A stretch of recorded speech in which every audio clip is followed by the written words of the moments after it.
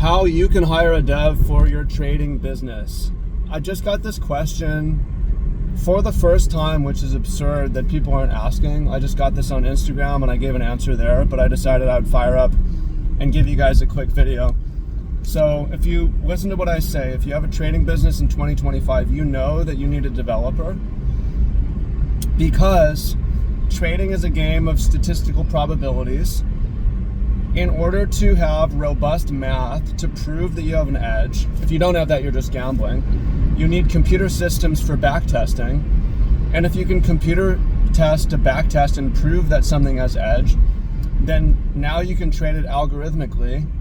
And I mean, right now, one of my devs, we have like 14 strategies trading 140 assets 24/7 while I sleep. No human could do that. And we had to discard a lot of strategies that turned out to not work that I thought did work.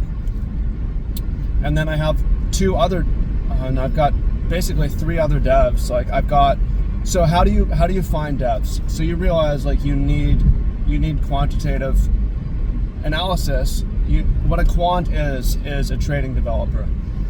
So there's three ways to get a dev, and you either need capital up front, marketing skills, people skills, or technical skills. You don't need all three, but you need only one of three. So if you have capital, what you can do is you can go and you can hire a dev. Up front, you could go on Upwork. If you want a trading view, a strategy tester dev, which can be a decent solution, you would hire a PineScript developer. If you want a more robust system, you might want to hire a Python developer. So you can do that, and the benefit of that is, one, you can do it today. You can hire someone today. Although I always like just a hiring tip, because I've done a lot of hires on outsourcing sites like Upwork, remote work sites. Give them a number of tasks. Hire 3 people and give them each a test task, and keep the best one. Now, the second benefit of going that way beyond speed is you own the IP. So if you want to go ahead and you want to turn around and sell that system, you keep 100% if you want. If you're trading your capital, you keep 100%. So you need to pay up front, but you own the project. Disadvantages are they're not going to do any extra work that you're not paying them to do.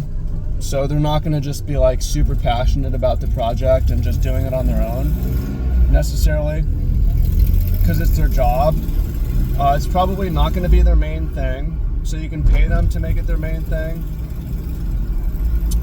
But yeah, that's one of the drawbacks.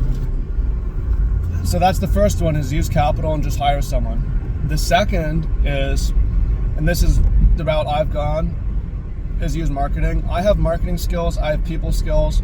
My first job at 16 years old, I was a sports camp counselor. I've been a sports coach.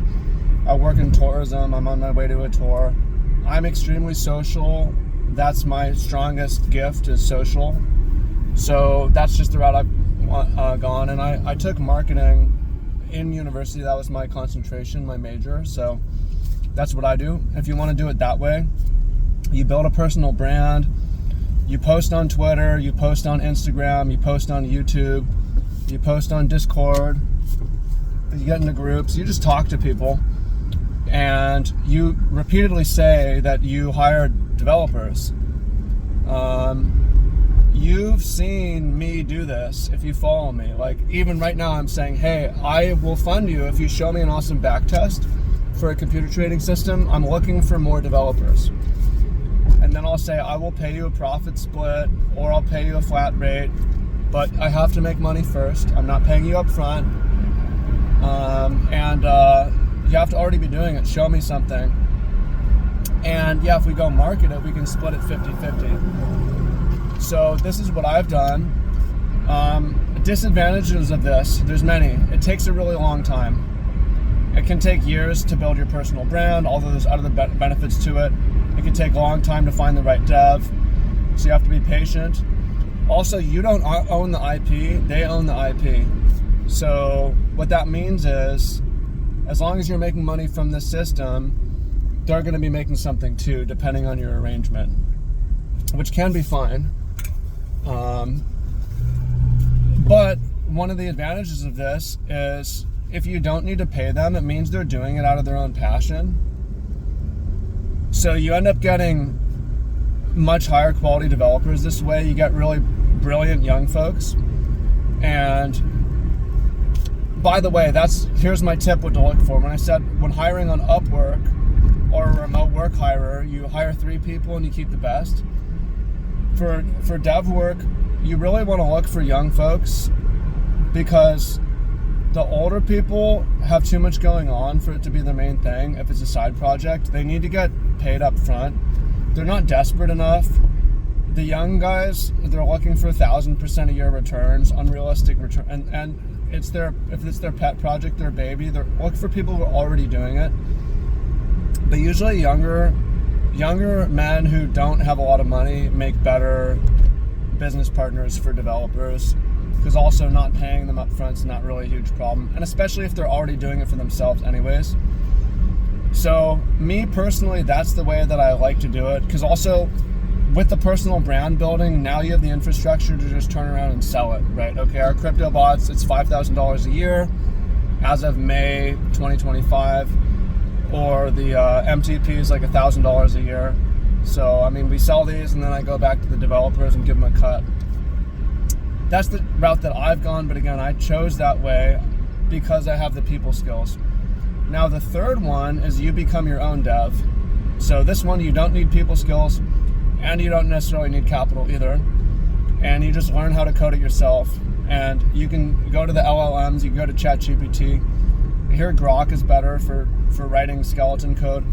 That said, it's not a good enough tool that it writes the code totally for you. You need to still learn, but you can use the LLMs to mentor you to learn how to code.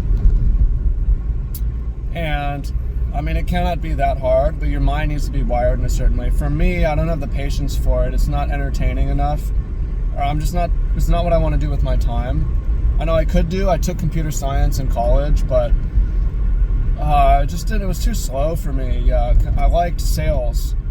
I like sales, you know? So it's a question of, what do you have? What are you good at? What do you want to do? Do you want to be your own developer? Then go do it. It's going to be really lucrative in the long term. Do you want to do the marketing and build a personal brand? Then do that. It's also going to be lucrative in the long term. Do you have money and you just want a solution? Then just go direct and hire someone. So there's 3 ways I gave you to hire a dev, but you have to do one of the 3. You need a dev on your team, or you're just gambling. You don't know. If you don't know how you have an edge, you're just gambling. So appreciate y'all, and let me know what y'all think in the comments. Talk to y'all soon. Peace.